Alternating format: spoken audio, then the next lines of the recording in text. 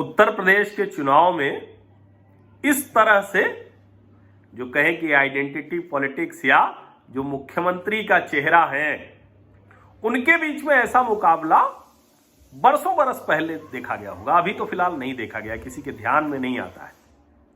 पहली बार कोई मुख्यमंत्री खुद चुनाव लड़ने जा रहा है इस तरह से, जैसे योगी आदित्यनाथ ने कहा कि वो चुनाव लड़ेंगे, और जब उन्होंने कहा था कि वो चुनाव लड़ेंगे तो उसके कई निहितार्थ निकाले गए। अखिलेश यादव ने तो बाकायदा कह दिया था कि वो चुनाव नहीं लड़ेंगे, पूरे प्रदेश में रहना है।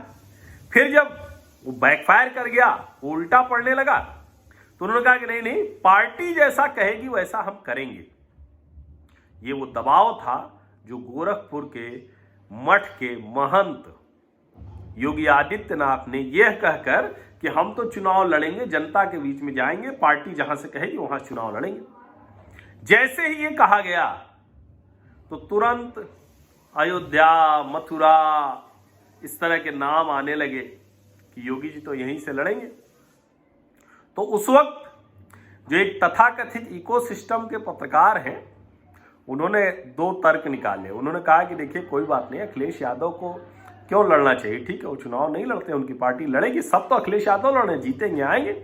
लेकिन योगी के लिए उन्होंने कहा कि देखिए योगी आदित्यनाथ को फंसाना चाहता है भारतीय जनता पार्टी का शीर्ष नेतृत्व, और इसीलिए गोरखपुर की सेफ सीट से छोड़कर, सुरक्षित सीट से हटाकर उनको कहीं और ले जाकर फंसा देना चाहता है। अब लेकिन आप कमाल देखिए कि योगी आदित्यनाथ की जितनी खबरें, और मैंने तो इंडिया टीवी पर ये बात कही थी, मुझसे पूछा था इंडिया टीवी पर एंकर ने कि क्या होगा, तो मैंने कहा इससे कोई फर्क नहीं पड़ने वाला, योगी आदित्यनाथ कहाँ से चुनाव लड़ेंगे, वो कोई अयोध्या से लड़ जाएंगे तो इस वजह से बहुत बढ़ जाएगी सीट, ये नहीं होगा, या कहीं और से लड़ेंगे तो। और अयोध्या, मथुरा, फिर प्रयागराज क्यों नहीं, इतना सुंदर कुंभ कराया था, गोरखपुर उनकी अपनी सीट है। तो कुल मिलाकर मेरा यही मानना था कि वो गोरखपुर से ही चुनाव लड़ेंगे, कहीं और जाएंगे तो नए सिरे से उनको देखना समझना पड़ेगा, और ये कोई अंतर नहीं पैदा करेगा। अब गोरखपुर से योगी आदित्यनाथ और करहल विधानसभा मैनपुरी, तो जरा ये समझिए क्या है। पहली बात तो ये आप जान लीजिए कि दोनों ने, चाहे वो योगी आदित्यनाथ हो चाहे वो अखिलेश यादव हो, दोनों ने बहुत सुरक्षित सीट चुनी है। इतनी सुरक्षित सीटें हैं कि गोरखपुर जो शहर की सीट है उसमें 17 बार चुनाव हुए, उन 17 बार के चुनाव में 7 बार भारतीय जनता पार्टी और 1 बार हिंदू महासभा के बैनर पर राधा मोहन दास अग्रवाल, जिनको योगी जी ने ही लड़ाया था, और 2 बार जनसंघ, यानी 17 में से 10 बार वो भाजपा या इसी विचार के लोगों का कब्जा रहा। अब ऐसे ही जब चले आते हैं करहल विधानसभा मैनपुरी, तो यहां पहले चुनाव में ही प्रजा सोशलिस्ट पार्टी वो जीत गई थी, और उसके बाद भी स्वतंत्र पार्टी, भारतीय क्रांति दल, जनता पार्टी, लोक दल और जनता दल, इनका दबदबा बना रहा। तो कुल मिलाकर अगर देखें तो चाहे गोरखपुर सीट हो कि जहां 1989 में भाजपा जीती, तो उसके बाद कब्जा बरकरार रहा। 2002 को छोड़ दे, हिंदू महासभा के बैनर पर राधा मोहन दास अग्रवाल जीते, लेकिन एक तरह से वो भी भाजपा ही थी। भाजपा प्रत्याशी को अक्सर इस विधानसभा में 50% या उससे अधिक मत मिलते रहे। यह अभी जो स्थिति है गोरखपुर संसदीय क्षेत्र योगी आदित्यनाथ का है, 5 बार सांसद रहे हैं, अभी रवि किशन भाजपा सांसद हैं, 15 वर्षों में पहली बार मुख्यमंत्री चुनाव लड़ रहे हैं, 15 वर्षों में पहली बार। अब अखिलेश यादव को भी मजबूरी में लड़ना पड़ा तो उन्होंने करहल चुन लिया है। अब करहल की आप बात सुनेंगे, जो मैंने बताया कि सोशलिस्टों की जमीन है यहाँ, तो एक तो सोशलिस्टों की जमीन है, दूसरा यादव बहुल है। लेकिन गोरखपुर ठाकुर राजपूत बहुल सीट नहीं है।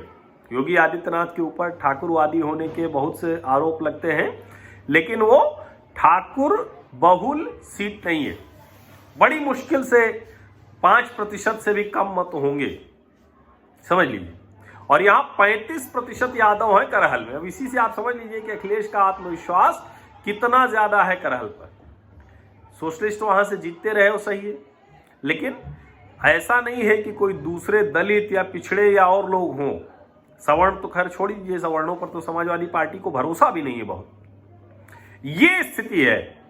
और उस सीट की अगर हम बात करें करहल की, तो बाबूराम यादव वो 9वीं विधानसभा से लेकर अब तक कुल 5 बार चुने गए हैं, 2 बार सपा से, और ये जो कहें कि बाबूराम यादव हैं, ये बहुत मजबूत नेता के तौर पर, और 14वीं 15वीं 16वीं 17वीं विधानसभा में इस सीट से कौन जीते?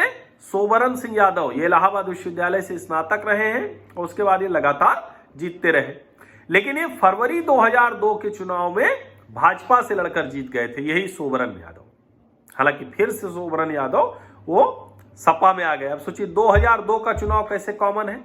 2002 में जैसे सोबरन यादव इस मैनपुरी सीट पर भाजपा से लड़कर जीत गए थे, ऐसे ही 2002 में हिंदू महासभा के बैनर पर राधा मोहन दास अग्रवाल जीत गए थे, भाजपा को हराकर, शिव प्रताप शुक्ला को, क्योंकि झगड़ा चल रहा था। लेकिन कुल मिला के सीट क्या है, ये परंपरागत तौर पर दोनों एक राष्ट्रवादी एक समाजवादी विचारधारा के लोगों की। बस राष्ट्रवादी विचारधारा में क्या है कि कोई किसी की जाति नहीं। अब जाति कैसे नहीं, शिव प्रताप शुक्ला हो, राधा मोहन दास अग्रवाल हो, या अब लड़ेंगे योगी आदित्यनाथ। लेकिन वहां क्या है, वहां बाबूराम यादव, नहीं तो सोबरन सिंह यादव और अब अखिलेश यादव। तो करहल और मैनपुरी, करहल और गोरखपुर, इसका जो फर्क है, क्योंकि दोनों सुरक्षित सीटें हैं, दोनों को कोई दिक्कत नहीं होने वाली है, न योगी आदित्यनाथ को और ना ही अखिलेश यादव को, दोनों को किसी को दिक्कत नहीं होने वाली। लेकिन जो ये मूल है वो बताता है कि भारतीय जनता पार्टी का जो राष्ट्रवादी विमर्श है, उसका मतदाता सभी जातियों को लेकर लाख आरोप ठाकुरवाद का लगे, लेकिन ठाकुर कॉन्स्टिट्यूंसी कोई ऐसी नहीं है जिससे गए योगी आदित्यनाथ लड़ने। लेकिन अखिलेश यादव को वो कॉन्स्टिट्यूंसी खोजनी पड़ी जिसमें 35% यादव मतदाता है। ये सोचिए कि योगी आदित्यनाथ के लिए गोरखपुर से आप कह सकते हैं उनका मठ है, सब कुछ, लेकिन जातीय समीकरण नहीं है। और यहां आप कह रहे हैं कि समाजवादियों की सीट है, फिर भी 35% यादव मतदाता, यानी यादवों की सीट पर ही अखिलेश यादव का आत्मविश्वास बन पाता है। उत्तर प्रदेश का पूरा चुनाव भी इसी पर चल रहा है। करहल, मैनपुरी और गोरखपुर शहर गोरखपुर, ये दोनों विधानसभा इस चुनाव का सबसे बड़ा प्रतीक बन गई है। अब देखिए इन प्रतीकों में किसकी जीत होती है। बहुत बहुत धन्यवाद। उत्तर प्रदेश चुनाव का हर विश्लेषण HVTV पर मेरे साथ यानी हर्षवर्धन त्रिपाठी के साथ आपको मिलता रहेगा। हर बारी खबर जो यूपी से जुड़ी होगी उसका विश्लेषण यहां अवश्य मिलेगा। बहुत बहुत धन्यवाद।